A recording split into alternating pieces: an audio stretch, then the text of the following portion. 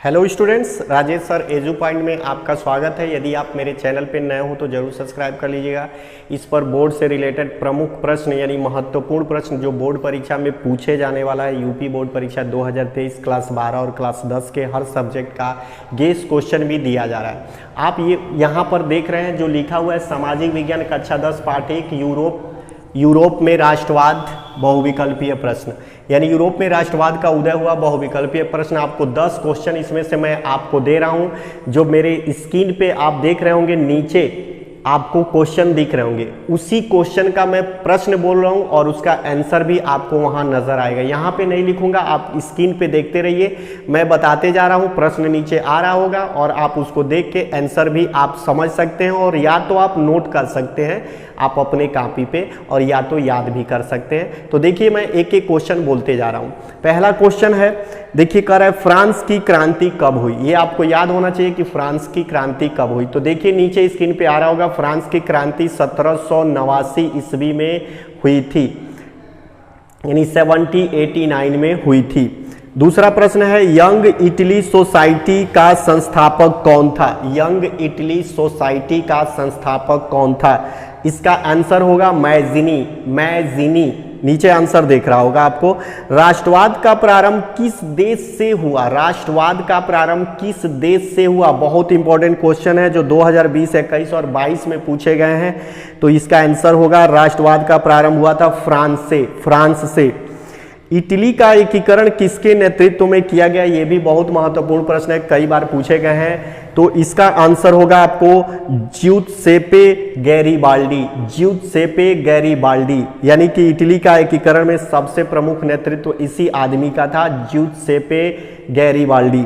अगला प्रश्न हम देखते हैं, पुनर्जागरण युग का अभ्युदय किस देश में हुआ था। पुनर्जागरण का अभ्युदय किस देश में हुआ था। तो इसका आंसर होगा, आपको पता है, इटली से प्रारंभ हुआ था। अगला क्वेश्चन देखते हैं, 1848 की फ्रांसीसी राज्य क्रांति के फलस्वरूप क्या हुआ था। तो आपको पता है फ्रांस से ही गणतंत्र की स्थापना हुई थी। तो गणतंत्र की स्थापना हुई थी। फ्रांस में गणतंत्र की घोषणा किस वर्ष कर दी गई कि हमारा देश गणतंत्र हो गया। तो 1848 ईस्वी में फ्रांस में गणतंत्र की घोषणा कर दी गई। आंसर नीचे दिख रहा होगा। नेपोलियन का संबंध किस देश से था। फ्रांस से। नेपोलियन याद रखिएगा, फ्रांस से था वो, नेपोलियन का संबंध ही फ्रांस से था। नेपोलियन का नाम भी बहुत सुने होंगे आप लोग। तो अगला देखिए कि नेपोलियन की पराजय कब हुई थी, नेपोलियन हारा कब था। तो ये याद रखिएगा 1815 में नेपोलियन कब हारा था, 1815 में। नीचे आपको दिख रहा होगा सारे क्वेश्चन, आप खुद उसको नोट कर लीजिए। आपके बोर्ड परीक्षा में ये क्वेश्चन आने के 100% चांसेज है, इसलिए इसको नोट कर लीजिएगा। और ऐसे ही क्वेश्चन आपको, अब लॉन्ग क्वेश्चन जो होगा मैं उसका आंसर तो नहीं लिखाऊंगा, लेकिन गेस दे दूंगा।